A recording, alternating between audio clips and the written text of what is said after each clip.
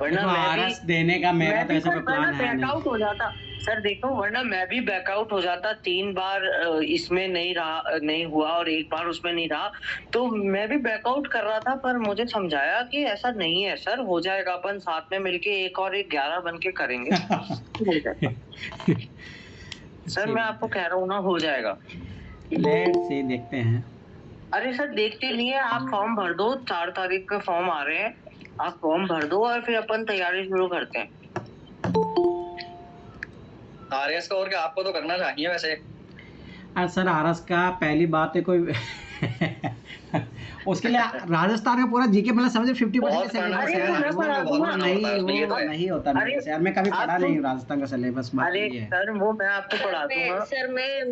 मैं बता सकती हूँ क्योंकि मैंने आरएएस का दिया है। बहुत मतलब हार्ड है, याद करना बहुत मुश्किल है। वो मैं हाथ दौड़ता हूँ भाई, दंडोत प्रणाम करता हूँ मैं यहीं से अपने यूपीएससी में एक बार जरूर हिम्मत कर ले दोबारा, पर ये आरएस तो नहीं। मेरे घर वाले भी मेरे को फोन कर करके यही बोल रहे हैं कि आरएस दे ले, मैं कितना भाई मेरे घर वाले भी आपको यही कह रहे हैं। उसमें बहुत ही पढ़ना है उसमें तो, मतलब इतिहास 50% सिलेबस यूपीएससी का अलावा हटके है उसका। यूपीएससी का तो है ही, उसके अलावा 50% और है। देखो सर, देखो आरएस में ये है, वो मैं करवा दूंगा सर आपको जीके, आप चिंता मत करो, मेरी भी रिवाइज हो जाएगी इस बहाने। अरे ठीक है, देखते हैं, अभी तो कोई प्लान है नहीं।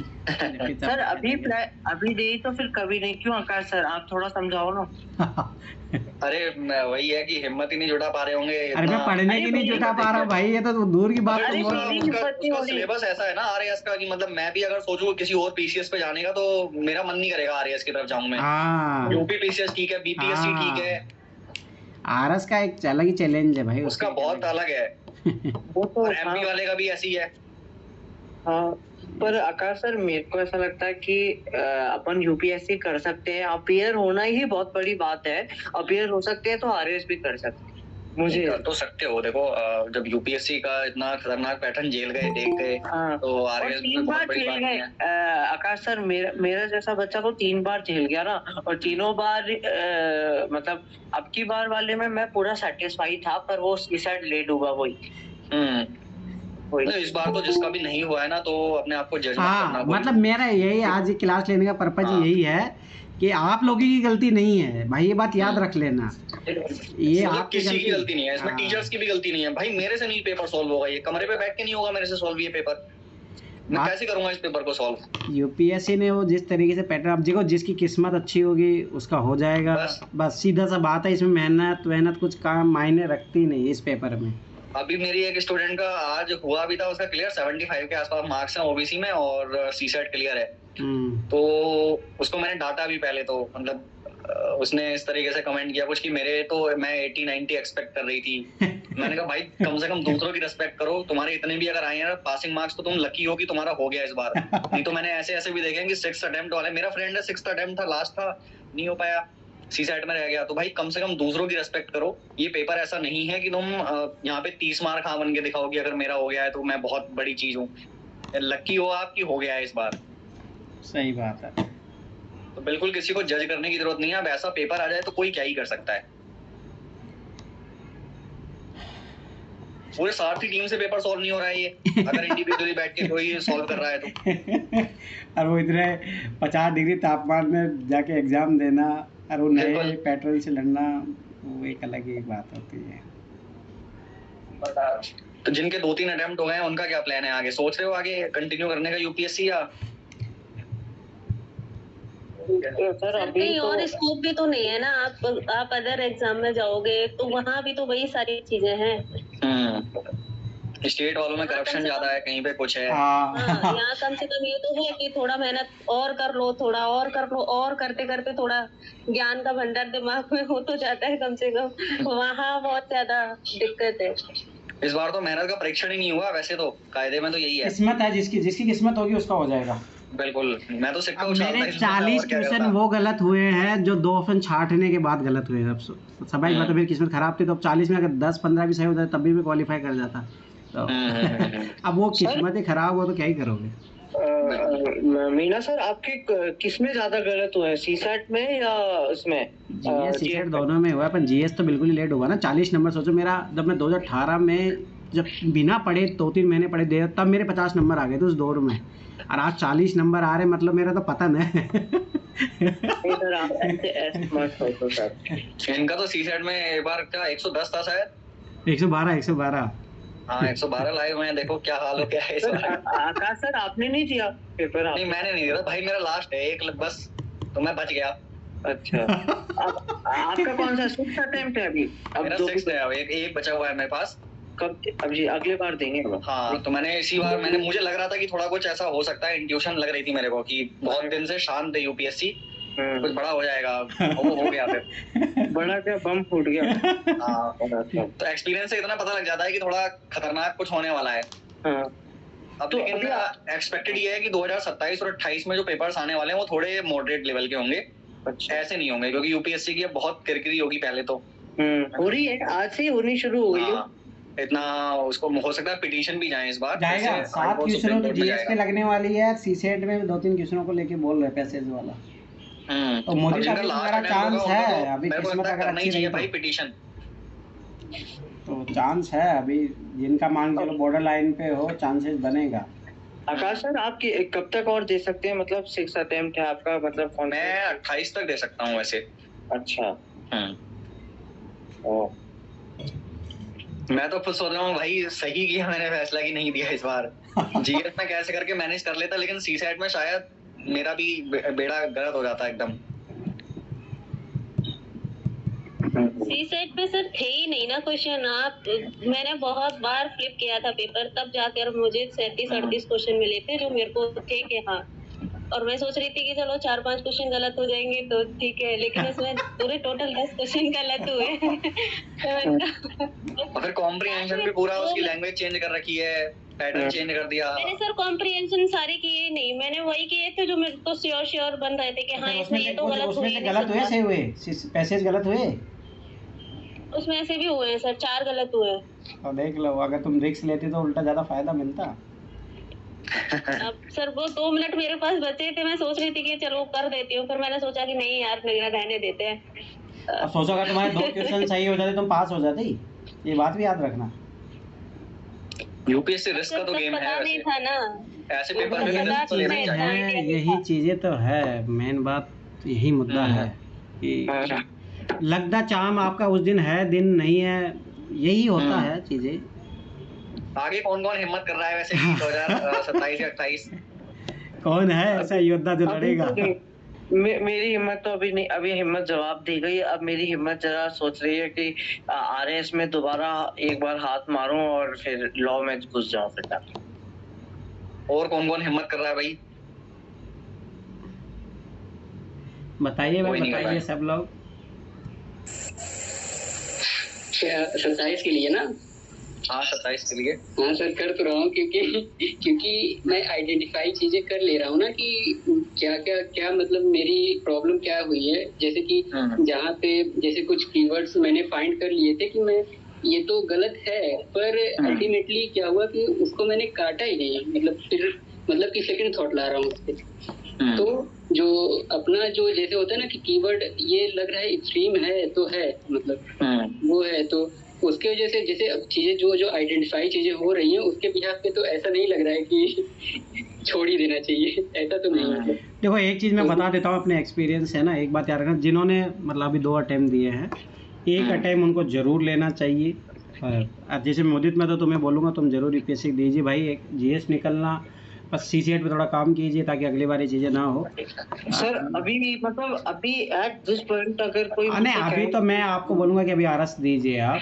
हाँ, अगर आरएस 3 निकलता है तो सबाई सी बात है मेंस लिखिएगा, अगर नहीं होता बानी चलो तो फिर जरूर यूपीएससी का आप जरूर कीजिएगा, क्योंकि आप बॉर्डर लाइन पे एकदम पहुंच चुके हो तो आपको आगे बढ़ना चाहिए। सर मुझे मतलब वही ना सेटिस्फेक्शन पूरा था आपकी बार पेपर देके। मैंने जीएस में भी क्वेश्चन नंबर अटेम्प्ट्स पढ़ाए मेरे, मैं कहाँ पहले अटेम्प्ट में 55 कर रहे थे, दूसरे अटेम्प्ट में 75 कर रहे थे, अब मैं 97 तक पहुंच गया। और तो उसी प्रोफेशन में नंबर ही तो बढ़े हैं ना, आप इतने टफ पेपर में आपके 80+ नंबर है, बहुत बड़ी बात है। हाँ, पर अब वही ना फिर सीसेट रीडिंग कॉम्प्रिहेंशन के भरोसे जाओ और ऐसा रीडिंग कॉम्प्रिहेंशन आ जाए फिर तो फिर वही है, क्या करें। सर आपका कितना बन रहा है उसमें स्कोर जीएस में? 40 बताए ना। अरे 40 स्कोर बन रहा है। और सी सेट में? सी सेट में 60। तो बहुत ही खराब हो गया। हाँ वो तो बोला, मेरा तो पतन हो गया, इसलिए मेरे तो हिम्मत हो नहीं रहा, मैं पढ़ाई छोड़ रहा हूँ। सर टी सेट पे तो अपन साथ में है, इसका मतलब 60 नंबर है। हाँ मेरे भी इतने ही है। अच्छा बाकी सबने दिया था यहाँ पे प्रीलिम्स इस बार का? सब लोग दिए हैं, लगभग सभी दिए हैं। 1 मिनट सर, मैं इंटरप्ट कर रहा हूँ बीच में। आकाश सर, मेरे को आपको एक चीज के लिए थैंक यू जरूर बोलना है। एक दिन मैंने सर ऐसे हमारी जब क्लास लेते थे तब आपका एक बार आप आए थे, तो मैंने आपसे सवाल पूछा था कि ये गोला भरने में गलती होती है। आपने मुझे एक चीज एडवाइस की थी कि साथ के साथ गोला भरने की कोशिश करो। तो सर ये बहुत बेनिफिशियल रहा मेरे लिए, साथ के साथ गोला भरने के लिए, जहाँ मेरे 5-6 गोले गलत हो जाते थे, including in IAS RS also, पर अब मेरा एक भी गोला गलत नहीं भरा है। तो ये जरूर मैं आपको मैं बहुत उसके लिए थैंक यू बोलूंगा। अभी हमेशा के लिए मेरे को कॉन्फिडेंस आ गया इस चीज में कि अब मैं चाहे RS का दूं, चाहे लॉ में भी जैसे मेरे ग्रेजुएशन के बाद दे सकता हूँ वो दूंगा, उसमें भी OMR ही होता है।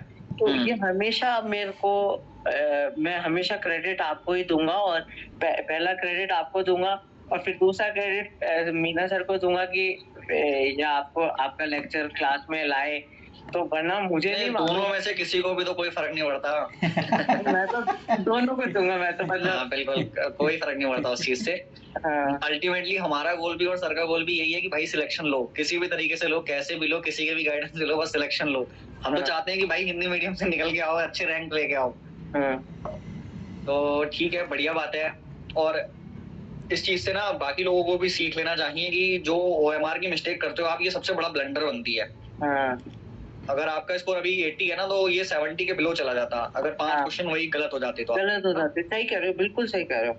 वो मुझे समझ में आ गया ना कि एक गोला भरने से बहुत दिक्कत हो जाती गलत भरने से। और बाकी यूपी PCS जो दे रहे हैं, सर से अच्छा खासा गाइडेंस लेना। अभी सर का स्टूडेंट सिलेक्ट भी हुआ था मेंस में, अच्छा आई थिंक रैंक 4 था शायद सर। हां DSP रैंक 4। सर एक चीज बताओ आकाश सर, मैं वैसे जयपुर राजस्थान में रहता हूँ, तो मैं यूपी PSCS कैसे दूंगा? दे सकते हो। यूपीएससी से लगभग 80% सिलेबस सेम है। मानेंगे RS से ज्यादा अच्छा है कि आप PCS दीजिए, यूपी PCS दीजिए। पूरा जिसका 6 अटेम्प्ट यहाँ पे फेल हुआ है ना, वो PCS देंगे सब अब दिसंबर में। अच्छा खासा टाइम भी है, यूपीएससी का सिलेबस मैच करता है पूरा। बिल्कुल, लेकिन जिसको यूपीएससी देना है उनके साथ क्लैश करेगा थोड़ा सा, क्योंकि यूपीएससी का इसका आपका मेंस होगा उसी टाइम पे और उसका प्रीलिम्स हो रहा होगा मार्च के समथिंग होता है। हाँ, तो उसमें आपको फिर हाई रिस्क आएगा जिनको नेक्स्ट अटेम्प्ट देना है 2027। और यूपी PCS में मतलब यूपी जाके देना पड़ता है एग्जाम या ऐसा? हाँ यूपी में ही होगा, लेकिन आपके बॉर्डर एरिया के आसपास नहीं दे देंगे शायद। अच्छा, ओके। बाकी सबका कैसा रहा स्कोर यहाँ पे? बताओ भाई, अब बताओ, अपने अपने मार्क्स बताओ। देखो शर्माओ मत, इम्प्रूव तो तभी करोगे ना जब पता लगेगा कि कहाँ पे स्टैंड कर रहे हैं। तो मेरा तो 40 प्लस माइनस समथिंग कुछ आ रहा है जीएस में, 57.5 आ रहा है सीसेट में। ठीक है, सीसेट में मतलब मुझे ऐसा लग रहा है कि सर आपका भी और इनका भी सबका सीसेट में थोड़ा ठीक है, अच्छा काम किया है आपने इस बार। नहीं, ये लगभग कुछ सब लोग 1-2 क्वेश्चन से फेल हुए हैं, ऐसा है मामला। अब वो ही है कि क्या ही करोगे। नहीं तो बहुत लोग हैं जिनका जीएस का मतलब कट ऑफ निकल जाएगा, जीएस का कट ऑफ निकल जाएगा इनका, पर वो ये सीसेट नहीं हो रहा। नगीना का भी ऐसा है, जीएस का कट ऑफ निकल जाएगा पर सीसेट नहीं हो रहा। यही मामला हो गया अब की बार। अच्छा, सबका कुछ ना कुछ ऑब्जर्वेशन आया इस एग्जाम को देखे कि क्या चीज आपके लिए इस एग्जाम में वर्क करी, और क्या आपको ऐसा फील आया कि हम और अगर ये चीज कर लेते तो हमारा एग्जाम बेटर होता? सर मेरी अगर मैं बताऊं सर, ऑब्जर्वेशन तो ये आया, चीज नंबर 1 मैंने आपको पहले ही बता दी, OMR वाली।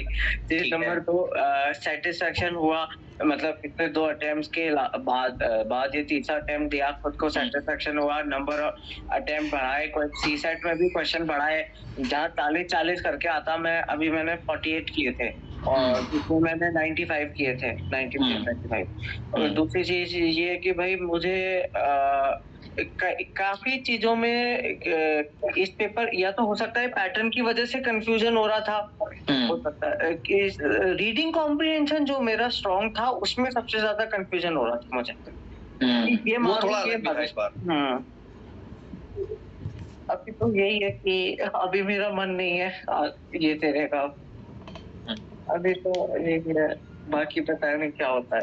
नहीं, मेरे हिसाब से देखो, अगर इतना स्कोर कर रहे हो ना 80 के प्लस जा रहे हो ऐसे एग्जाम में, तो हार नहीं माननी चाहिए, एग्जाम देना चाहिए।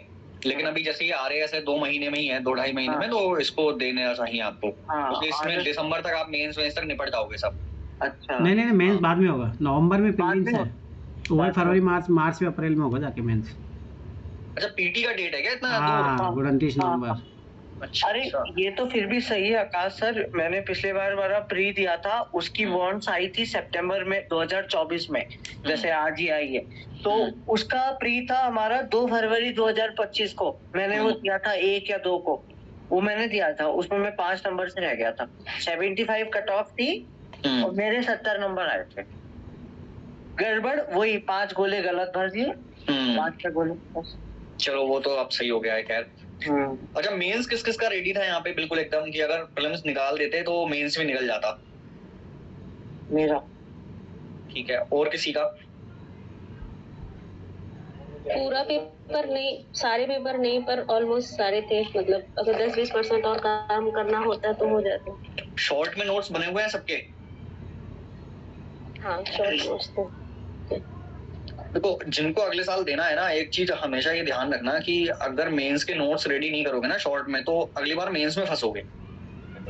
और ऐसा लगता है हमें जब तक प्रीलिम्स नहीं होता, क्यों सर ऐसा लगता है? एक बार यही चीज पे मैं टेके बताता हूँ, जैसे मुझे ना निकालेंगे तो मेंस तो कर ही देंगे, ये वाली फीलिंग आती है। दूसरी बात, मुझे एक बार मौका मिला और मुझे पता है सबसे बड़ी जीवन की गलती थी, उस टाइम मुझे फाइनल सिलेक्शन ले लेना चाहिए था। अब देखो ना 2 बार से मेरा प्री नहीं हो रहा है, ये बहुत बड़ा रिग्रेट है। सर को भी रहेगा, मेरे को भी रहेगा, और इसमें प्रॉब्लम हम लोगों की एक ही है कि मेंस पे उतना बेटर कमांड नहीं किया। सर का प्रीलिम्स फंसा, मेरा फंसा, तो हमारा जो फोकस एरिया है वो प्रीलिम्स बन गया, फिर वही मेंस इग्नोर हो गया उस चक्कर में। उल्टा मेंस अच्छा रखो, प्रीलिम्स तो निकलेगा, एक ना एक बार तो निकलेगा जरूर, ये जरूर होता है, किसी ना किसी बार तो निकलेगा ही। और जिस बार भी निकल गया ना, कोशिश ये करो कि मेंस ना रुके, फिर बस फाइनल सिलेक्शन लो। और किसी का था मेंस रेडी? मेंस में सर रेडी तब माना जाएगा ना जब आप आंसर लिख पाओगे। नहीं, मेंस में सबसे पहले तो कंटेंट रेडी होना चाहिए ना, पीवाईक्यूज के अकॉर्डिंग और जो लेटेस्ट ट्रेंड चल रहा है उसके अकॉर्डिंग। अगर आपके पास कंटेंट पूरा है, सिलेबस के हर टॉपिक पे, हर पॉइंट पे आपके पास नोट्स तैयार हैं, तब आप मेंस रेडी मान के चल सकते हो। हाँ, है मेरा 75-80%। ठीक है, बाकी तो नगीना तुम्हारी टाइम कितने हो गए? अरे नहीं पता नहीं, अंतिम छोर पे हो। 6-7 दे चुकी हो? हाँ, तो मेरा मानना है कि लगी है भाई, अब एक आध अटेम्प्ट और दीजिए। छठवा। और एज कितनी पहुंच गई? 30 के समथिंग ले सकते हो एक और अटेम्प्ट, मेरा तो मानना लेना चाहिए। देखो, अगर बैकअप नहीं सोच रखा है कुछ, तो फिर और कोई तो ऑप्शन है नहीं, बट अपना मेंस ऐसे रेडी रखना कि जिस साल भी हो प्रीलिम्स रुके ना किसी भी स्टेज में। सर बैकअप का तो सर ऐसे बोलते हैं कि बैकअप लेके चलो। मैंने इस बार का जो पटवारी वाला एग्जाम हुआ था ना, वो भी दिया था। सब लोग बोल रहे थे कि नहीं, दो हो जाएगा, वो दिया नहीं होता। नहीं होता। मेरे घर वालों आज यही सुबह से फोन करके यही समझा रहे हैं कि नहीं तू छोटा मोटा एग्जाम ले ले। मुझे पता है ना भाई, कोई भी एग्जाम अपनी एक डिमांड मांगता है, उसे उतना टाइम चाहिए ही। आप बिना उनको लगता है कि भाई आईएएस की तैयारी कर ले तो कोई सब एग्जाम निकाल सकता है, ऐसा कुछ भी नहीं। ये धारणा है। लेकिन ऐसा नहीं होता कि आईएएस का तैयारी कर ली तो कोई भी निकाल दोगे, फिर ऊपर से मतलब सबसे टॉप की एग्जाम की तैयारी कर ली तो नीचे का भी निकाल दोगे, ऐसा नहीं होता। कोई जरूरी नहीं है, कलर का एग्जाम की अपनी डिमांड है। एक आईएएस जो क्वालिफाई कर सके, कोई जरूरी नहीं कलर का एग्जाम क्वालिफाई कर सके। सही बात है। हर एग्जाम की डिमांड अलग है। हाँ, तो वो चीज घर वाले नहीं समझेंगे, पर आप लोगों को खुद को समझनी है, वो डिसीजन तो आपका होना चाहिए। बाकी किसी का मेंस रेडी नहीं था फिर? मेरा तो मेंस बस सरफेस पे, जैसे कि हेल्दी नोट्स ही, मतलब अभी शॉर्ट नोट्स उसके नहीं थे, पर वही पूरे नोट्स ही उसको ही रिवाइज किया था। शॉर्ट नोट्स तो इस बार उसको करना होगा शॉर्ट में। ठीक है। और सर मुझे PSIR के लिए पूछना था आपसे, जैसे कि उसके मेरे वो मैं वो नहीं कर पा रहा हूँ, उसको शॉर्ट नोट्स उसके नहीं बना पा रहा हूँ, समझ नहीं आ रहा। जैसे कि PYQ के अकॉर्डिंग ही करूँ, पर फिर भी उसको मतलब शॉर्ट नहीं कर पा रहा हूँ। मैंने 2024 में ही उसका नेक्स्ट IELTS से वीडियोस मैंने टेलीग्राम से उसकी पूरी क्लासेस वहाँ से की थी, फिर उसके पूरे नोट्स बनाए थे। उसके बाद फिर और किसी कोई टॉपर, वो सत्यम गांधी करके शायद थे, तो उनकी कॉपी उनके नोट्स थे, तो उसको भी देख रहा था। तो उनके भी जो शॉर्ट नोट थे तो वही PYQ के अकॉर्डिंग थे, पर वही की हेल्दी थे, मतलब जैसे क्वेश्चन फॉर्मेट में रहते हैं तो क्वेश्चन फॉर्मेट में ही पूरे थे। तो मैं वही मतलब फंस रहा था कि यार मतलब खुद बनाऊं उसी फॉर्मेट में, या तो फिर जो है जैसे नेक्स्ट IELTS वाला सर ने वो किया था, तो उसकी लैंग्वेज मुझे याद ही नहीं हो रही है, पता नहीं क्यों। तो इसलिए अब मुझे उस पर डाउट आ रहा है, उनके जो नोट्स का लैंग्वेज है वो मीडियम में है उनका, वो पीयूष चौबे सर। इंग्लिश में होगा। इंग्लिश, हाँ इंग्लिश में ही है। ठीक है। तो सर वो उनकी बुकिश लैंग्वेज है ना, तो वो थोड़ा वो डिफिकल्ट होता है उसको करने में। देखो शॉर्ट नोट्स में आपको ये करना होता है कि कोई भी आप थिंकर पढ़ रहे हो उसके बहुत सारे डायमेंशन हैं, उन डायमेंशंस पे आपको ज्यादा से ज्यादा 5 से 7 पॉइंट रखने हैं, 2 क्रिटिक रखने हैं और एक कंक्लूजन रखना है जो करंट कुछ एग्जाम्पल से रिलेटेबल हो। मैं एग्जाम्पल देता हूँ, लाइक अगर आप अरिस्टोटल का थ्योरी ऑफ रिवॉल्यूशन पढ़ रहे हो, तो थ्योरी ऑफ रिवॉल्यूशन में अगर उसने क्या बोला था, रिवॉल्यूशन क्या होता है कि अगर एक कंट्री की पॉलिटिक्स किसी दूसरी व्यवस्था में परिवर्तित हो जाए, लाइक डेमोक्रेसी से ऑटोक्रेसी हो जाए, ऑटोक्रेसी से डेमोक्रेसी हो जाए, तो इसको रेवोल्यूशन बोलेंगे। ठीक है। तो अभी इसका रिसेंट एग्जांपल क्या हो सकता है, बांग्लादेश में सरकार चेंज हो गई थी, तो इसमें एग्जांपल डालो आप कंक्लूजन में बांग्लादेश का, IR के एग्जांपल उठा के पेपर 1 में लेके आओ। इस तरीके 2 क्रिटिक रखो, 5 पॉइंट रखो टॉपिक पे पूछे गए हैं, बस इतना काफी है। ज्यादा से ज्यादा आपको 4 पेजेस लिखने हैं और 3 पेजेस लिखने हैं ऑप्शनल में। तो कंटेंट एक डायमेंशन पे उससे ज्यादा नहीं होना चाहिए, है ना। तो वो मतलब कि फिर वही PYQ के अकॉर्डिंग ही फिर उसको शॉर्ट करूं, फिर वही ऑप्शन ही है। देखो ऐसा करो, सबसे पहले सिलेबस उठाओ, सिलेबस से थिंकर आपने उठाया, कोई प्लेटो उठा लिया, अरिस्टोटल उठा लिया, फिर PYQs देखो और वहां पे देखो कि प्लेटो या अरिस्टोटल से कौन कौन से डायमेंशन पे क्वेश्चन पूछा है। हो सकता है थ्योरी ऑफ स्टेट पूछी हो, थ्योरी ऑफ रिवॉल्यूशन पूछी हो, थ्योरी ऑफ सिटीजनशिप पूछी हो। तो ये सारे डायमेंशन शॉर्ट लिस्ट करो, फिर एक डायमेंशन पे नोट्स बनाओ मेंस के पर्सपेक्टिव से, intro, body and conclusion format में, और 1-2 ऐसे क्रिटिक रख लो और एक दो यूनिवर्सल इंट्रोडक्शन रख लो कि प्लेटो का कोई भी क्वेश्चन आया, यूनिवर्सल इंट्रो मेरे पास है, अगर मेरे को नहीं भी आया याद तो यूनिवर्सल वाला इंट्रोडक्शन से मैं स्टार्ट कर लूंगा। या इस तरीके से करो। उसका तो वैसे तो PYQ का मैंने बहुत ही अच्छे तरीके से उसकी शीट बनाई है मैंने, उसको एनालाइज करके हर क्वेश्चन का मैंने 87 से 85 से मतलब उधर से जो पुराने भी थे उसको भी कंपाइल करके थिंकर वाइज अलग अलग डिवाइड करके एक शीट बना के रखा हुआ है। तो पिछले 10 से 15 साल का भी कर लोगे ना सफिशिएंट में तो हाँ, तो वो फाइंड करने में थोड़ा इजी हो जाता है कि हाँ प्लेटो से ये डायमेंशन से ये आ रहा है, अब इस पे फिर तो उसी पे डायरेक्ट फिर जैसे PYQ है और इतने डायमेंशन मिल रहे हैं तो उसी पे मैं इसी फॉर्मेट में जैसे आंसर राइटिंग के फॉर्मेट में ही उसके नोट्स बनाए। बिल्कुल। Thank you sir. बाकी सर आगे का आपका क्या ऑब्जर्वेशन है, मतलब क्या करना चाहिए सबको? देखो हिम्मत है तो UPSC कीजिए। अगर UPSC में भी क्या यूनिक करना चाह रहे हो आप, क्या सोच रहे हो? आपको क्या लगा कि मतलब बेटर अगर रिजल्ट चाहिए तो अब इस तरीके के एग्जाम पैटर्न के साथ क्या करें हम लोग? मेरा तो मानना है पहले CSET, क्योंकि CSET मेरे को ज़िंदगी जो बर्बाद किया है आज इसमें। क्योंकि मुझे याद अच्छे तरीके 2020 हो गया, 22 हो गया, 23 हो गया, जब मेरा GS में मतलब बहुत अच्छे नंबर थे, उसके बावजूद जब नहीं हुआ, तो मेरा मानना है कि CSET की गलती दोबारा कभी नहीं होनी चाहिए। जैसे अभी मुदित को पहली बार झटका हुआ ये, तो आगे ये चीज़ें नहीं होनी चाहिए, रिपीटेशन नहीं होना चाहिए। ये बात याद रखो। CSET के लिए मेरा मानना है कि आप अच्छे से बेसिक से काम कीजिए, NCERT काम कीजिए, उसके बाद में जो आप PYQ जितने अच्छे से कर सकते, PYQ थे, आपकी बार भी रिपीटेशन था PYQ रहते हैं, परंतु वही है कि वो तभी काम करेगा जब हर PYQ का सॉल्यूशन आपको रटा रहे कि हाँ उसमें ये मेथड, ये अप्रोच लगी थी, वो एग्जांपल सबसे पहले आपके माइंड में फिक्स रहे, तभी आप कम टाइम में ज़्यादा क्वेश्चन भी कर पाओगे। चाहे पेपर कैसा भी बना ले, पर उस अप्रोच से बाहर नहीं जाएंगे लोग। दूसरी चीज़ ये है कि जैसे कुछ लोगों का सीसेट इसलिए भी नहीं हुआ कि उन्होंने टेस्ट ही कम लगाए, तो मिस्टेक्स एग्जाम में जाके कर रहे हैं, ये भी एक बहुत बड़ी गलती है सीसेट में, जो वो नहीं होना चाहिए। मतलब कि वो भाई छोटी सी लापरवाही है उसके कारण। और जो मेरा दोस्त था उसके GS में 96 है, पर सीसेट में इसलिए फेल हो गया कि उसने एक भी फुल टेस्ट नहीं लगाया ओनली बस क्वेश्चन करके चले गए PYQ, ऐसे नहीं होता है। वो बहुत टाइम टेकिंग पेपर है। हाँ, और इस बार तो और लेंथी हो गया वो। तो वही फिर वो छाट के करना, उस एग्जाम के घबराहट में करना।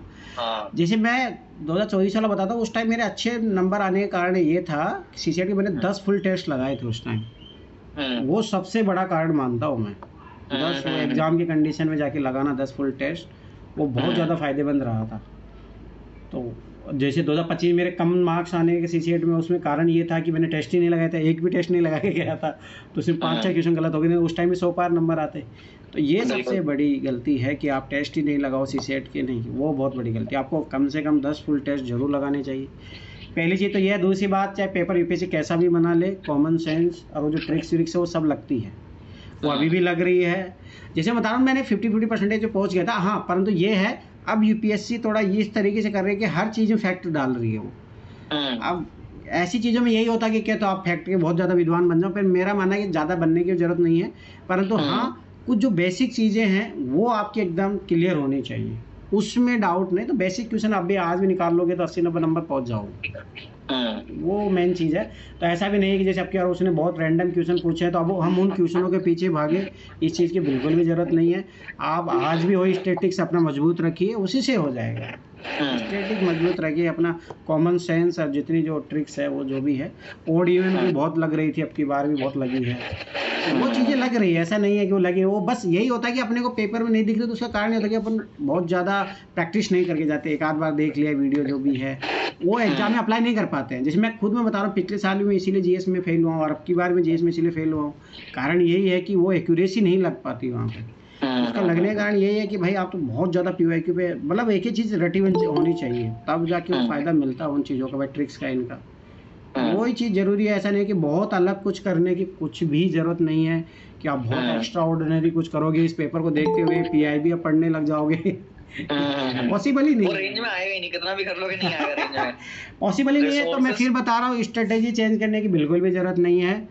बस एक चीज़ याद रखना कि हाँ, जैसे NCERT के फैक्ट है। अब जैसे मैं आपकी बार मैंने NCERT इनको पढ़ाया था हिस्ट्री का, और उसी से क्वेश्चन आए हैं। वो ताल्लुकदार वाला जो क्वेश्चन था, वो 12th का पार्ट जो है वहीं से क्वेश्चन आया है वो डायरेक्ट। तो ये चीज़ें जो मतलब स्टैंडर्ड बुक्स है, वहाँ से क्वेश्चन गलत नहीं होने चाहिए, बिल्कुल वो क्वेश्चन किसी भी हालतों से गलत नहीं होने चाहिए।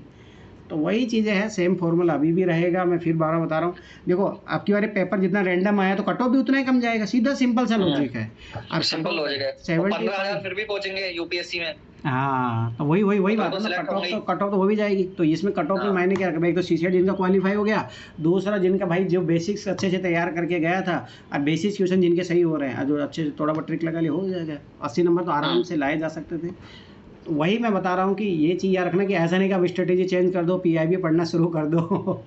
नहीं, कुछ वो करने की नीड ही नहीं है, कोई ज़रूरत नहीं है। पर हाँ, फिर मैं बता रहा हूँ CSET पे काम करो। जैसे अभी मेरे पास बहुत बच्चों को मैसेज आ रहा है जिनका GS निकल रहा है, CSET नहीं हो रहा है, तो क्या ही मतलब है। आप GS में मान के चलो, आपने PIB भी पढ़ लिया, सब कुछ पढ़ लिया, CSET भी नहीं काम करके गए तो क्या हुआ। सही बात है। तो बैलेंस बहुत ज़रूरी है, और अपना स्टैटिक सोर्स पे ही अपना रखिए, कमांड रखिए। मैं फिर बता रहा हूँ, इस पेपर को देख के, जैसे वो क्रिकेट वाले, स्पोर्ट वाले क्वेश्चन आगे, इसका मतलब है ना कि हम अभी स्पोर्ट्स पढ़ने लग जाए, नो, बिल्कुल भी नहीं। तो वैसे ये जो आपकी बार आए थे वो सेना का कहाँ हेड क्वार्टर है, वो चीज़ें हैं, तो वो पढ़ने की ज़रूरत नहीं कि हम उन चीज़ों के पीछे भागे, कोई ज़रूरत नहीं है, परसेंटेज भी नहीं। हाँ, स्ट्रेटजी और रिसोर्स चेंज करने की जरूरत नहीं है, जितना बेसिक पे काम करोगे उससे ही होगा एग्जाम। और जज मत करना अपने आप को, ये पेपर कोई नहीं सॉल्व कर सकता। तो हम भी तुक्का ही लगाएंगे इसमें, लग गया ठीक है, नहीं लगा तो फिर कुछ नहीं कर सकते। जैसे मेरे साथ हुआ ना कि मैं 40 क्वेश्चन वो गलत हो गए जिसमें 2 ऑप्शन आराम से मैं हटा दिया था, 2 ऑप्शन आराम से एलिमिनेट हो रहे थे उसमें। हटने के बाद जैसे मैं कुछ अभी बताता हूँ आप लोगों का ना, तो उसे एक आइडिया लगेगा। ऐसा नहीं कि भाई अपन जो है क्लास में यहीं पे करते हैं, ऐसा नहीं है, रियल एग्जाम में वो चीज़ें लगती है। पेपर मैंने कहाँ डाला था, हाँ ये रहा। तो ये चीज़ ध्यान से देखना, मैं कुछ चीज़ें बताता हूँ, और मैं सही बता रहा हूँ, जो मतलब मेरे कुछ क्वेश्चन सही हो रहे हैं वो भी बाय द ट्रिक ही हो रहे हैं। मैं अकेले बता रहा हूँ, अब भी ऑन रिकॉर्ड में अब भी बता रहा हूँ, मेरे को भाई 5 क्वेश्चन भी नहीं आ रहे थे, 2 क्वेश्चन भी नहीं आ रहे थे 100%। इसमें झूठ ही क्यों बोलना, और फिर भी 40-45 में क्वेश्चन निकाल के लेके गया। उसके पीछे लॉजिक है, आप उस चीज़ को लॉजिक को समझिए। अब भी वो लगती है वो चीज़ें, और आपको वही है कि आपको उन चीज़ें काम करनी पड़ेगी, ऐसा नहीं है। अब देखो ध्यान से समझना ये चीज़ें, मैं फिर बता रहा हूँ, पेपर आज भी उसी स्ट्रेटेजी अप्रोच से निकलेगा। पर देखो जैसे जिनका जीएस निकल रहा है वो सीसेट नहीं हो रहा है। अब ये देखो ध्यान से देखना, अब ये क्वेश्चन मैं किया हूँ ओड इवन आउट से, ठीक है, ये मेरा सही भी था। मैं फिर बार बार बता रहा हूँ ओड इवन, और कोई नहीं, मैंने नहीं, और ये क्वेश्चन पढ़ने से नहीं होगा। अब ये देखो ये क्वेश्चन देखिए, अब हिल्टन यंग कमीशन क्या है मुझे नहीं पता, देखो ये ध्यान से समझना। मैंने कितनी बार बोला था एक्सप्लेन जो करता है स्टेटमेंट, या मेरा इसी लॉजिक से ये भी सही हुआ है। आप दूसरी बात पॉजिटिव नेगेटिव भी समझ लो, भाई हिल्टन यंग कमीशन बन रहा है तो भारतीयों के लिए तो नेगेटिव होगा ना, तो ये भारतीयों को पॉजिटिव क्यों करेगा, ये देखो बाहर को पास किए क्यों करेगा ये, और ये देखो ये को कंफ्यूज कर रहा है, बस ये चीज़ याद रखो, मेरा इस लॉजिक से सही हुआ। तो मैं फिर बार बार बता रहा हूँ, अब ये देखो ये ज़्यादा डायरेक्ट। अब मैं एक चीज़ बताता हूँ, अब ये इस टाइप के जो क्वेश्चन बनाए है आपकी बार, मतलब वो अलग ही है। और मैं जो फेल हुआ हूँ ना हिस्ट्री के, मेरे 20 में से जो है 19 मतलब 17-18 क्वेश्चन गलत हुए हैं, हिस्ट्री के कारण मैं फेल हुआ हूँ। अब कारण ध्यान से समझना, अब ये क्वेश्चन है, मैंने है ना ये सोच लिया था कि मुद्रा अर्थव्यवस्था की संक्रमण है। अब मैं है ना सी मारा था, पहले सी मारा था मैं, सारी जीवन का उद्भव। अब मुझे लगा कि ओरिजिन क्या हमेशा ही सही होता होगा, तो वो देखो अब यही चीज़ होता है। अब देखो मैं 50-50 आराम से पहुँच गया था कि भाई ये तो होगा नहीं, दूसरा सही है, ऑटोमेटिक ये चला गया। अब मैं बी मार के आ गया, ये गलत हो गया। अब देखो ये होता है कि आपका लक है उस दिन एग्जाम में नहीं है, ये चीज़ याद रखना। अब इस कारण से अब देखो ये वाला ध्यान से देखना, मुझे ये पता था 100%, अब देखो मुझे ये पता है तो मैं ये वाला ऑप्शन गया काम से मेरा, ठीक है। अब मुझे ये पता है ये देखो उधर साउथ का है तो ये भी गया अपना काम से। अब ये जो एहोल जो है बादामी कर्नाटक में है, अब सोचो इसने यूपीएससी ने इसको नागर शैली में माना है। अगर अपन मोस्टली ये पढ़ते हैं कि भाई कृष्णा के जो उधर वाले हैं वो जो सब है द्रविड़ शैली में होते हैं। अब ये चीज़ें होती है। अब देखो यही, अब देखो यहाँ पे मैं 50-50 पहुँच गया था तो ये गलत हो गया, मैं 3 मार के आ गया। अब आगे देखो, हाँ बोलिए। इसमें एक चीज बताऊं, ये वाला मेरा भी गलत हुआ है सर। ये एलिहोल हिच्चीगुड़ी वाला मंदिर ये नागर है ही नहीं, ये वर्सेला स्टाइल है, वर्सेरा। अपन यूपीएससी ने माना है, यूपीएससी ने माना है, वही तो बात है। वैसारा का मतलब है कि द्रविडियन और नागर को दोनों को इंटरलिंक करके एक नया स्टाइल क्रिएट करना। तो हो सकता है शिखर उनका नागर का ही हो। कहलाएगा तो वैसारा ही फिर भी यार। बट नागर उन्होंने शिखर पूछा ना, मतलब पर्टिकुलरली शिखर की बात की है। जो भी मतलब मैं बता रहा हूँ, देखो ऐसे क्वेश्चन, अब ये क्वेश्चन ऐसा नहीं कि अब देखो ये वाला क्वेश्चन है, अब इसमें कौन सा सम्मिलित नहीं है। अब देखो ध्यान से, यक्ष यक्षिणी का मुझे इतना पता था कि जैन धर्म में भी आप मानते हैं, उसको आप एनसीईआरटी में पढ़ लेना, तो यक्ष यक्षिणी का है। अब यहाँ पे ये यक्ष किसको माना है, यक्ष यक्षिणी को माना है नहीं माना, जो भी यूपीएससी ने इसका आंसर यही दिया है। अब जो भी है देखो, अब ये क्वेश्चन तो देखो ओड इवन आउट से हो रहा था, मेरा इसी कारण से सही भी हुआ था ये, ठीक है। अब दूसरी बात, बाघ गुफा एमपी में है तो वहाँ पे अगर आपको देखोगे तो वो किस तरीके से, अब देखो इस पेपर में, मतलब मैं फिर बता रहा हूँ, बाय द नॉलेज नहीं है ये, कॉमन सेंस, भाई ये चीज़ें पढ़ नहीं सकते हो आप। अब इन चीज़ों, अब मैं बता रहा हूँ 6 के 6 क्वेश्चन है ना। अब देखो ये क्वेश्चन हो गया, ये क्वेश्चन हो गया, आपको इनके लिए art and culture Nitin Singhania हो सकता है पूरा पढ़ लो, तब भी कोई जरूरी नहीं है, पर कॉमन सेंस वाली चीज़ें लग रही है। मैं फिर बार बार बता रहा हूँ, ये चीज़ याद रखना। अब वो क्या होता है, देखो एग्जाम में अगर आपकी किस्मत अच्छी है तो हो जाएगा। अब देखो ये क्वेश्चन देखो ध्यान से देखना, अब ये देखो ये स्टेटमेंट अगर आप पढ़ोगे ना तो मतलब स्वाभाविक सी बात है, ये वाला देखो इन दोनों में से आपको भारत में आकार की दृष्टि सातवीं स्फूर्त के बाद इसका ही स्थान है। अब देखो ये जो फैक्चुअल स्टेटमेंट है तो इसके 2 की प्रोबेबिलिटी गलत होने की बहुत ज़्यादा हो जाएगी। अब ये वाला है कि भाई आप इस फैक्ट में से क्या करके आते हो, वो सारी चीज़। अब ये देखो ये ऐसे क्वेश्चन आप, मैं बता रहा हूँ नॉलेज से नहीं होंगे ये चीज़, बाय द वे आप आपके किसी तरीके से सही हो गया। अब जैसे मेरे ये गलत हुए, ये भी गलत हो गया, ये भी गलत हो गया। अब ये देखो ये ओड इवन लग रहा था, इसमें अगर आप लगाओगे तो देखो सबसे छोटा भी है, उस तरीके से आप करके आ सकते थे, वो मैंने बताया भी था आपको। अब ये देखो ये क्वेश्चन जो गलत हुआ, मुझे है ना ये 100% पता था, जब मुझे 100% पता था ये तो गए 2 काम से। अब मुझे पता था व्यास का क्वेश्चन है ना, यूपीएससी ने पिछले साल विपाशा लिया, मैं जो भी 1995 से पीवाईक्यू में देखोगे ना पूछा है उसने, विपाशा करके बोलते हैं इसको। अब मैं जो है इस कारण से इसको देखो यहाँ वाला वो लॉजिक वही है कि मैं गलत करके आ गया, इसका आंसर ये था। तो अब यही चीज़ें हैं, मैं फिर 12 बता रहा हूँ, देखो क्या ही करोगे, मतलब ये चीज़ें है। अब ये आप सोचो कि अब मैं इस चीज़ के लिए पढ़ लूँगा, अरे नहीं, आप ये चीज़ समझिए, कॉमन सेंस है, वो चीज़ें आज भी हो रही है और कल भी होगी और आगे भी होगी बात। अब देखो ये मैंने ओड इवन आउट से किया था। अब देखो ये वाला, देखो अगर आप वो सोचोगे वेद वाला, तो आज तो इन दोनों में से होगा। अब देखो यही चीज़ें अब जो मैंने सिखाया था, अब ये क्वेश्चन है ना, एनसीईआरटी के क्वेश्चन है 12th का, तो अब ये क्वेश्चन गलत नहीं होने चाहिए, तो ये बात याद रखना। तो मैं फिर 12 बता रहा हूँ, आप अपनी स्ट्रेटेजी चेंज के बाद सोर्स चेंज करने की बिल्कुल भी ज़रूरत नहीं है। बस ये है कि आप अपना थोड़ा एनसीईआरटी में जो इन्फॉर्मेशन दी हुई है वो क्वेश्चन आपके गलत नहीं होने चाहिए, ये बात याद रख लेना। तो अब ये क्वेश्चन आराम से इजीली ये सही हो गया था। तो मतलब मेरा कहने मतलब आज भी ऐसा नहीं है कि कॉमन सेंस नहीं लग रहा, ट्रिक साइंस वाले क्वेश्चन में आराम से ट्रिक लगा भी था, कॉमन सेंस भी लग रहा था। अब मैं बताऊँ 40-45 क्वेश्चन जो मेरे सही हुए हैं वो इसी कारण से सही हुए हैं। तो भाई मैं तो अखिर बता रहा हूँ कि वो 100% है। तो चलो मुझे ये बताओ कितने लोग हैं जिनको 100% क्वेश्चन आ रहे थे और वो मिलाने के बाद सही हुए हैं, वो भी बात याद रखना। बताओ रे कितने लोग हैं जिनको 100% मतलब 100% क्वेश्चन आ रहे थे और वो मिलाने के बाद में भी सही हुए हैं? कितने क्वेश्चन आ रहे थे आपको 100 में से 100%, जिसका भाई यही आंसर है? सर कितने क्वेश्चन थे जो मतलब बिना किसी ट्रिक लगाए भी आ रहे थे ऐसे? हाँ, आपको नॉलेज से क्वेश्चन सॉल्व हो रहा है। नॉलेज पे सर 10 क्वेश्चन आ रहे थे मुझे। कोई है इससे ज़्यादा वाला? तो और सर वो सही, और उसमें से सही पता है कितने हुए? उसमें से 6 क्वेश्चन सही होते हैं। हाँ सही में। तो वही तो मैं बोला हूँ कि देखो समझिए, आप इस एग्ज़ाम का देते समझिए, ये है ही ऐसा, तो इसीलिए ये बात याद रखना। मैं फिर बार बार बता रहा हूँ। मुझे बताऊँ, ये वो वाला वो कर्नाटक, वो एक था ना राग, कौन सी कर्नाटक म्यूजिक की सिमिलर वाली है वो एक कर्नाटिक क्वेश्चन पे राग थी ना, जो सबसे बड़ा आंसर है, अपन ने तो वो ट्रिक लगा ली। ठीक है सर, उसका मैं कर्नाटिक म्यूजिक का मेरे को जरा शौक है, तो मेरे को वो ऐसे मालूम था। मतलब जो भी है, मतलब मेरे कहने का मतलब ये है कि इससे यही पता लगता है कि भाई आप ये सोचो कि मैं इस पेपर को कवर करने के लिए अपना दायरा बढ़ा दूँ, मैं अपनी बुक्स बढ़ा दूँ, सोर्स बढ़ा दूँ, वो गलत तरीका है, ये बात याद रख लेना। अप्रोच आज भी वही रखिए। आर्ट एंड कल्चर के लिए अपने एनसीईआरटी पढ़िए, नितिन सिंघिया पढ़ सकते हो तो पढ़िए, ज़रूर पढ़िए। मैं फिर बता रहा हूँ, ये चीज़ याद रखना, ठीक है। उसके बाद में आप हिस्ट्री में जो आप विपिन चंद्रा पढ़ते हो, ठीक है, वही पढ़िए, कोई ज़रूरत नहीं यार ये जो नई वाली एनसीईआरटी आ रही है ये पढ़िए।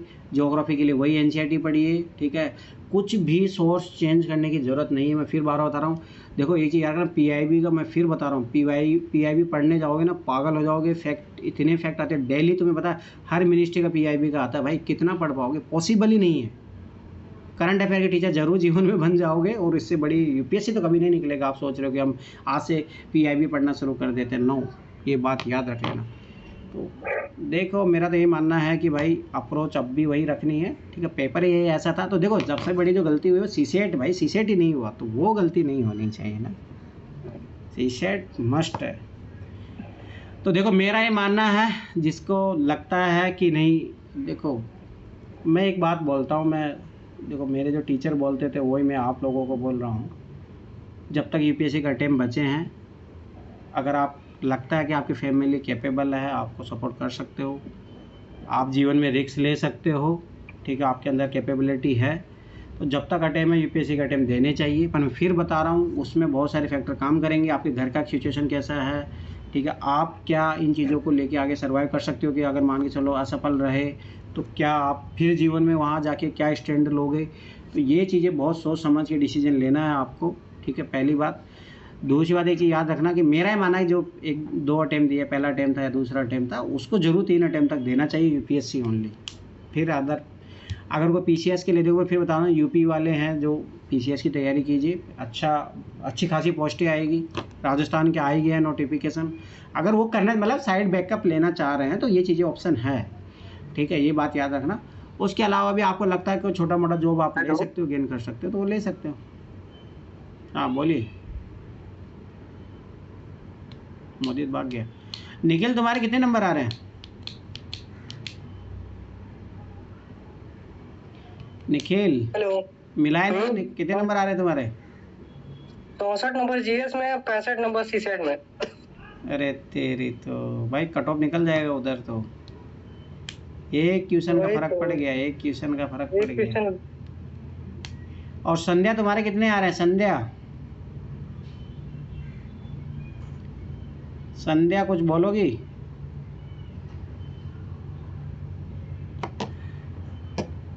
देखो मेरा फिर बता रहा हूँ, आपके पास सब लोग बॉर्डर पे पहुँचे हो सीसेट में, और वो था ही टफ पेपर, सीधी सिंपल सी बात तो है कि भाई टफ था पेपर, आप ये बात तो एक्सेप्ट कीजिए, टफ है पेपर, ठीक है। परंतु मैं फिर बता रहा हूँ कि आगे अगर आप यूपीएससी का अटेम्प्ट देने का सोच रहे हो 2027 में, एक और चीज़ मैं बता देता हूँ, आगे 2027 हो या 28 हो अटेम्प्ट, इनमें बहुत फ़ायदा मिलने वाला है। कारण मैं बता देता हूँ, एक चीज़ याद रखना कि 2027-28 के अटेम्प्ट में जो मान के चलो ऑलरेडी जो सिलेक्टेड है, 2025 तक सिलेक्टेड थे, वो बार बार दे रहे थे, एक तो उनको 2 ही अटेम्प्ट मिलेंगे, 26 और 27 वाला, तो बहुत सारे लोग 26 वाला दे चुके होंगे तो वैसे बाहर हो जाएंगे, ठीक है। मतलब उनको 2 ही अटेम्प्ट मिलेंगे जो ऑलरेडी पहले से सिलेक्टेड है, ये बात याद रखना। तो मेरा मानना है कि 27 में देने वाले को फ़ायदा मिलेगा। कारण मैं पहले बता रहा हूँ, ये चीज़ याद रखना, क्योंकि जो सिलेक्टेड होते हैं ना, तो उनके चांसेस ज़्यादा होते हैं प्रीलिम्स निकालने के, मेंस निकालने के ज़्यादा चांसेस होते हैं। तो कट ऑफ आगे भी इस बार का देखे, हाँ, और आगे जाके ना कट ऑफ गिरेगी, चांस रह गया, एकदम से देंगे नहीं वो। हाँ, ये बात याद रखना। तो आगे 2027 और 28 वाले टाइम में एक तो प्रीलिम्स की कट ऑफ भी कम जाएगी, क्योंकि है ना, जो भाई जैसे जो ऑलरेडी सिलेक्टेड है, 4-5 बार दे रहा है एग्जाम, तो उनको ज़्यादा नॉलेज भी होता है अपने कंपैरिजन में, बहुत सारी चीज़ें होती है, तो वो प्रीलिम्स की कट ऑफ बढ़ाते हैं भाई, क्योंकि ये चीज़ याद रखना, कोई फाइनल सिलेक्शन ही वो समझ लो कि 250-300 लोग लेते हैं जो रिपीटर होता है। तो सोचो प्रीलिम्स कितने लोग निकालते होंगे, लगभग आप उनसे 4-5 गुना तो मान ही लो, लगभग 2000 के समथिंग तो वही प्रीलिम्स निकालते होंगे जो ऑलरेडी सिलेक्टेड होते हैं। अब वो मेंस भी उनमें से लगभग आधे लोग निकालते होंगे, 1000 लोग, तो ये लोग गायब हो जाएंगे आगे 2027 और 28 अटेम्प्ट में, ये बात याद रखना। तो इस चीज़ों का ना, जो नए जो लोग हैं उनको फ़ायदा मिलेगा, तो ये बात एक एक्स्ट्रा एड ऑन रहेगा ही, तो ये चीज़ भी याद रखना, फ़ायदा मिलेगा इस चीज़ का। तो आगे आने वाले चीज़ों में मतलब अगर आप तो मेरा कहने मतलब वही है, सर भी यही बोल रहे थे कि आप लोग मेंस तैयार रखिए, पीटी तो हो सकता है आपका अगले टाइम में निकल जाए, पर बात है कि पीटी निकाल के अगर मान के चलो फिर मेंस नहीं होता, कोई मतलब नहीं है उन चीज़ों का। बहुत ज़्यादा दुख होगा, वो इतना दुख होगा कि मतलब फिर हमसे जैसे मुझे लग रहा ना कि मुझे अब मतलब एक ऐसा लगता 2024 में मैंने इतनी बड़ी गलती, मतलब वो बहुत गोल्डन चांस था कि 6 अटेम्प्ट के बाद मुझे 7वें अटेम्प्ट में मेंस लिखने का मौका मिला, और मैंने वो चांस गवा दिया कि मुझे सिलेक्शन ले लेना चाहिए था उसमें, क्योंकि देखो दोबारा मेंस लिखने का मौका मिल भी नहीं रहा, दूसरा अटेम्प्ट भी चला गया मेरा। वही है, मेंस लिखने का मौका बार बार नहीं मिलेगा, लेकिन जब भी मिले तो इतना अच्छे से तैयार करके रखो कि पूरा पार कर जाओ। तो यही चीज़ें हैं। और दूसरी बात मैं फिर बता रहा हूँ, मोनिका मैम इस 2027 वाले अटेम्प्ट के लिए अवेलेबल है, अगर आपको उनका गाइडेंस, उनका आंसर राइटिंग प्रोग्राम ज्वाइन करना तो भाई कर लो। अब मैं फिर बता रहा हूँ, बेस्ट अपॉर्चुनिटी है, क्योंकि आगे जाके वो भी सर्विस में बहुत ज़्यादा फिर बिजी हो जाएगी, तो ये मान चलो 2027 तक ही वो गाइड कर पाएगी, वो लास्ट अटेम्प्ट है। तो अभी वो मेरा मानना है कि जिनको आंसर राइटिंग सीखना है, ठीक है, वो प्रीलिम सबका गाइड करेगी आपको, 2027 के मेंस तक आपके साथ जुड़ी रहेगी। तो आपके पास बेस्ट अपॉर्चुनिटी है भाई, जो जिन्होंने 4 मेंस लिखे, 3 इंटरव्यू दिया, एक फाइनल सिलेक्शन भी IFS में, तो उनसे गाइड होने का सबसे बेस्ट ऑफर है। मेंस के लिए अगर आपको तैयार होना तो इससे बढ़िया और क्या है। और ऑलरेडी प्रीलिम्स के लिए मेरी क्लासेज आप लोगों के पास अवेलेबल रहेगी, तो इससे ज़्यादा और बेस्ट ऑफर क्या रहेगा आप लोगों के लिए। अगर मेरा कहना है जिनको तैयारी करना है, अब देखो ये तो हो गया यूपीएससी, जिनको सीधे 2027 तैयारी करना, तो उनके पास ये सबसे बेस्ट ऑप्शन है। आज से आप मोनिका मैम का प्रोग्राम ज्वाइन कीजिए और अपना आंसर राइटिंग ये सब चीज़ें शुरू कर दीजिए। अगर 27 देना ही है सीरियस, जो सर बोले कि भाई मेंस की तैयारी होना ही चाहिए, तो अगर आपसे आज से लगोगे तभी होगा ये चीज़, ये बात याद रख लेना, ठीक है। पहली चीज़ मान के चलो जिनको PCS देना है, ठीक है, वो अपने आप को PCS की तरफ मूव ऑन कर रहे हैं, तो यूपी PCS में भी आपको आंसर राइटिंग की तो जरूरत पड़ेगी भाई। PT निकालने से क्या ही हो जाएगा, वहाँ पे PT निकालने क्या हो जाएगा, आप ये चीज़ समझिए ना भाई। PT निकाल के क्या कर लोगे आप, हमसे पूछो ना भाई, सही बता रहा हूँ ना मतलब बोलते हैं ना कि वो रत्ती भर भी कोई इज्जत नहीं होती भाई। आप लोगों को लगता है, अभी आप लोगों को लग रहा है कि नहीं हमारा PT नहीं हो रहा है, भाई हम PT निकाल के बैठे हैं भाई। ऐसा नहीं कि तुम्हें कोई विशेष सम्मान मिल जाएगा, विशेष उपाधि मिल जाएगी, भाई कुछ ही नहीं होता है, ये बात याद रखो। 2-4 लोगों में बस वो बन जाती है अपनी, और कुछ नहीं होता। लेकिन जब मिलोगे ना यहाँ पे आगे, यहाँ 6 मेंस लिखे हुए, 6 इंटरव्यू दिए हुए बैठे हुए हैं कोई वैल्यू नहीं रह जाएगी, उनको भी नहीं पूछ रहा होता है कोई तो ये अपने माइंड से निकाल दीजिए कि PT निकाल लेंगे तो हम शेरशाह बन जाएंगे, वो छोड़ दीजिए। निकालो तो भाई फाइनल सिलेक्शन लो, उसी की इज्जत है, ये बात याद रख लेना। पूरा निकालो तभी है कुछ। हाँ, फाइनल सिलेक्शन लोगे तभी कोई आपके पहुंचेगा, आपसे 10 लोग आपसे बातचीत करने का भी प्रयास करेंगे। तो ये बार यही कहना है कि ये गलती मत करना किसी भी हाल में कि मेंस रेडी नहीं है और गलती से प्रीलिम्स निकल गया बहुत पछताओगे, कब चांस मिलेगा कब नहीं मिलेगा, कोई गारंटी नहीं है दोबारा PT निकलने की। और ये बात मेंस अपना इस तरीके से रखो, ऑप्शनल इस तरीके से रेडी रखो कि बस छोटे छोटे नोट्स हैं, 25-25, 30-30, 50 पेज के ज्यादा से ज्यादा इतने इतने नोट्स रखो कि सीधा उसको यूज करना है, आंसर राइटिंग करनी है। वो PYQ 7-8 साल। आपकी आवाज अटक रही है सर, अच्छा आवाज अटक गई सर, आपकी आवाज अटक रही है, आवाज ब्रेक हो रही है आपकी। अच्छा अभी ठीक है? हाँ आप ठीक है, ठीक। हाँ नोएडा है ना तो लाइट भाग गई। अच्छा ये और दिक्कत है। तो कहने का मतलब वही है कि छोटे छोटे नोट्स रखो, मेंस ऑप्शनल इन सब चीजों के, ताकि जब भी आपका मेंस निकले, प्रीलिम्स निकले, तो किसी भी स्टेज में आप रुको ना। वो रिग्रेट बहुत बुरा होता है। तो जितना अच्छा आप कमांड कर सकते हो PYQs पे, मेंस के ब्रेक डाउन करना सीख लो उसको, उसके डायमेंशंस निकालना सीख लो, कैसे मेंस में पॉइंट जनरेट कर सकते हैं, वो सब का थोड़ा प्रैक्टिस कर लो। तो ये चीज अगर हो जाएगी तो मेंस आराम से निकल जाएगा। कहीं भागने की जरूरत नहीं होती है ज्यादा मेंस में। जितना आप एफर्ट प्रीलिम्स निकालने के लिए लगाते हो ना, मेंस में उसका 50% ही एफर्ट है। इतनी मेहनत नहीं करनी होती वहाँ पे। और दूसरी बात है, एक बार मेंस का तैयार हो गए तो भाई कोई सा पीछे दे लोगे, मेंस तो लिखना ही पड़ेगा, ये बात भी याद रखना। और क्या, और एक बार मेंस रेडी हो गए ना, कोई सा भी मेंस लिख सकते हो अगर, ये भी है। मेंस दे लेना आप, हो जाएगा। तो मेंस में एक ही बार फंसता है इंसान ज्यादातर, जो फिर मेंस एक बार निकाल लेता है ना, उसका बार बार निकलता है। और यही प्रीलिम्स का गेम भी है। बस हाँ वही है, सीसेट जैसी गलतियां ना हो। सीसेट में तो सर मेरा मानना यही है कि यूपीएससी यही चाह रहा है कि पूरा सिलेबस करके आओ, तभी वो प्रोबेबिलिटी साल भर पढ़िए आप, साल भर पढ़िए। कैलेंडर गायब कर दिया इस बार पूरा। तो पूरा सिलेबस अगर तैयार करोगे तभी चांसेस हैं सीसेट में। अब उसको ऐसा नहीं मान सकते कि क्वालिफाइंग पेपर है तो जनवरी के बाद पढ़ेंगे हो जाएगा। साल भर पढ़ना पड़ेगा, साल भर पढ़ना पड़ेगा आपको, बेसिक चीजों पे कमांड करनी पड़ेगी, बहुत सारी चीजें हैं। हर संडे के संडे टेस्ट लगाते रहो, बीच में एक दो ये बहुत जरूरी करते रहो, ये बहुत जरूरी है। हाँ हर संडे टेस्ट लगाओ सीसेट का जरूर, मैथ रीजनिंग पे प्रैक्टिस करो। और अब PYQs करके काम नहीं चलेगा, मॉक टेस्ट भी लगाओ मैथ रीजनिंग के लिए, ताकि टाइमिंग जो है एक्यूरेसी वो बढ़ जाए। वो जरूरी है, तो मॉक लगाने जरूरी है ही, आप बहुत जरूरी है वो। टाइम मैनेजमेंट करना सीखोगे। और सबके साथ फेल है, लगभग 5-6 ही सिलेक्शन है बस। हिंदी मीडियम में लापता हो जाएगा आपकी बात। लापता हो जाएगा, मेरे को लग रहा है 200 भी नहीं आएंगे इस बार तो। वही 2023 वाला हाल हो, उससे भी खराब हालात होगा, उससे भी खराब है। देख लो आप लोगों डिसाइड है। मैं चलो ठीक से काम करना, हाँ बहुत जरूरी है, कॉम्प्रिहेंसिव प्रिपरेशन करना और अपना एनालाइज कर लो भाई। जिसको अगर देना है 2027 तो लग जाना, ज़्यादा टाइम वेस्ट मत करना। 1 जून से प्रिपरेशन स्टार्ट कर देना अपनी। 1 जून से लग जाना, ऐसा नहीं कि फिर उसके लिए अभी तो हम जा रहे हैं इधर, हमने ऐसे काम नहीं किया, वरना मेंस डन नहीं होगा। और ये भी गारंटी है मेरी, अगर मेंस किसी वजह से आपका रह गया ना दिसंबर से पहले, तो फिर कभी कर ही नहीं पाओगे। कभी नहीं होता, वो कभी नहीं होता। हाँ तो अपॉर्चुनिटी यही है, मेंस को दिसंबर तक डन कर लो जिसको देना है।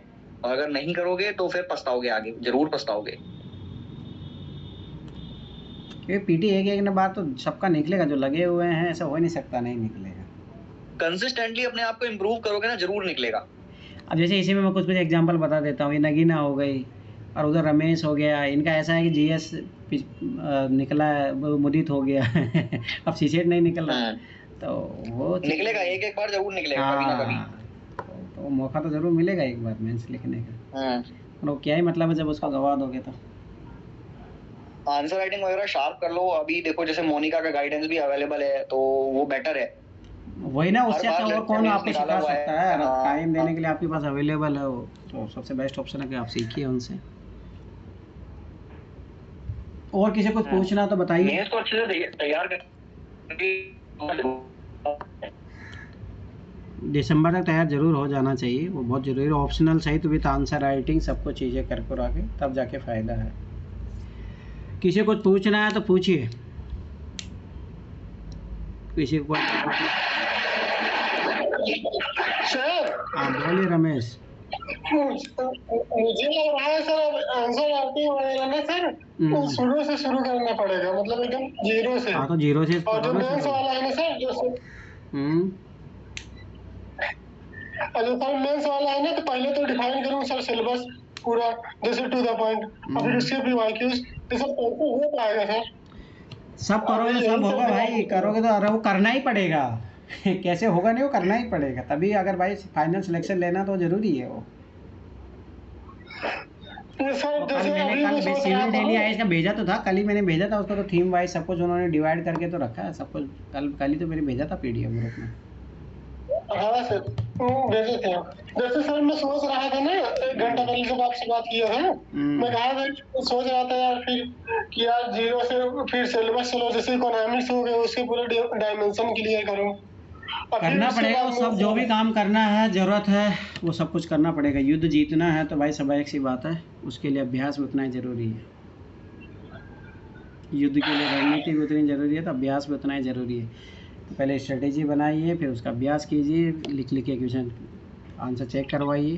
तो ये सारी चीज़ें आपके पास अपॉर्चुनिटी है। तो देख लो, जिनको भाई ऑनलाइन करना है ज्वाइन तो मोनिका मैम का कोर्स अवेलेबल है।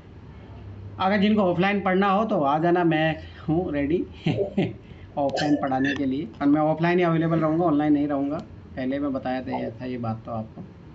ऑनलाइन के लिए मोनिका मैम है ही, तो आप लोगों को सबसे बेस्ट मेरा मानना कि ज़्यादा बेस्ट है कि आप मोनिका मैम को ज्वाइन कीजिए भाई। 4 मेंस लिखे हैं तो इससे ज़्यादा अच्छा अनुभव आपके पास कौन शेयर कर पाएगा। और आपकी चॉइस है, फिर आपको जो करना करिए। ठीक है, किसी कुछ पूछना तो पूछिए, नहीं तो फिर वाइंड अप करते हैं यहीं पे क्लास को। शिवानी, मेरा माना देखो ध्यान से समझना, घबराना मत। आपने मेहनत की है, देखो मैं आप जिनको मैं पर्सनली ऑब्जर्व किया हूँ साल भर, तो आपकी मेहनत में कोई कमी नहीं है, ये बात याद रखना। नो डाउट, मैं फिर बता रहा हूँ, ये मेहनत वालों के लिए एग्ज़ाम था ही नहीं वो एक अलग बात है। पर घबराइए मत, आप अपना मेंस तैयार कीजिए और पीटी को दोबारा एक बार और रिफ़ाइन कीजिए, ज़रूर होगा, घबराओ मत इस चीज़ के लिए। अब देखो मैं फिर बता रहा हूँ, जिनके पास कुछ खोने को नहीं होता ना, तो उनको लड़ाई ज़रूर लड़नी चाहिए, ये बात याद रखना। क्योंकि एक चीज़ याद रखना ना, इस बार का एग्जाम ऐसा एग्जाम था कि मछली को पेड़ पे चढ़ने के लिए आप हाँ तैयार तो जो भी मछली पेड़ पे तो चढ़ ही नहीं सकती, तो वहाँ पे टेस्टिंग तो हुई नहीं प्रॉपर। वही बात, जिनका लक था, मैं फिर बता रहा हूँ बाय द लक, मैं फिर बता रहा हूँ, मेरे 40 क्वेश्चन गलत होना मतलब समझ लो कि वो बैड लक था। उसमें से अगर 10-15 क्वेश्चन गलत हो जाते, मतलब सही हो जाते, मैं पास हो जाता आराम से, अच्छे खासे नंबर 80 समथिंग नंबर आते हैं। तो वही मैं बता रहा हूँ कि यही होता है, और वो सबके साथ हुआ, मुझे पता है आप लोगों के साथ, सबके साथ ऐसा ही हुआ है कि आप 1-2 ऑप्शन एलिमिनेट कर चुके होंगे, पर वही है कि जो सही आंसर था उस पर टिक नहीं हुआ, ये होता है। अब ऐसे एग्जाम में ऐसा 50% वालों मेरे बहुत गलत। हाँ, वो मेरे साथ में वही गड़बड़ी हुई है, तो घबराओ मत। मैं फिर बता रहा हूँ, अपनी अप्रोच, अपनी स्ट्रेटेजी में कोई वो टेंशन मत लेना, उसमें कोई गड़बड़ी नहीं है। अपने आप पे सेल्फ डाउट मत करो। बस ये बात ये है कि 1 साल और आपको थोड़ा पेशेंस रखना पड़ेगा। 24 मई को अगला एग्ज़ाम जो 23 मई को ही है, तो रेडी हो जाइए अगर करना है तो। मेरा मानना है कि देखो, जैसे मैं कुछ लोगों को मैं बता देता हूँ कि करिए आप लोग तैयारी, मतलब सीरियस जिन्होंने तैयारी किया, जैसे निखिल की भी अच्छे नंबर है तो निखिल करिए आप, आपका ऐसे भी आपका थर्ड अटेम्प्ट रहेगा 2027, तो मेरा मानना है कि ज़रूर करिए आप तैयारी, क्योंकि आप लगभग आपकी बार तो आपका लगभग बहुत बॉर्डर पे हो, आप पिछली बार भी बॉर्डर पे थे सीसेट में, आपकी बार भी बॉर्डर पे हो, तो थोड़ा और पुशअप कीजिए सीसेट के लिए अपने आप को, ठीक है। ये बात याद रखना, सीसेट ज़रूर निकलेगा, जीएस भी आपके अच्छे मार्क्स हैं, तो करिए। रमेश तुम्हारा तो भाई लापरवाही मत करो। युवराज, रही तुम्हारी बात, तो मेरा मानना है कि थोड़ा और सीरियस होने की ज़रूरत है, थोड़ा लापरवाही मत करो। नगीना, रूटीन बना लो, जिसको भी देना है 2027, हर वीक सीसेट का टेस्ट लगाओ, हर वीक जरूरी है, वो बहुत जरूरी है। मैं फिर 12 फुल टेस्ट लगाओ, जो भी सेक्शनल नहीं, फुल टेस्ट की आदत डालिए आप, टेस्ट लगाओ जरूर। Full test. क्योंकि अभी ऑलरेडी आप तैयार कर चुके हो सारा कुछ, तो आराम से टेस्ट लगा सकते हो, हर हफ्ते लगाओ।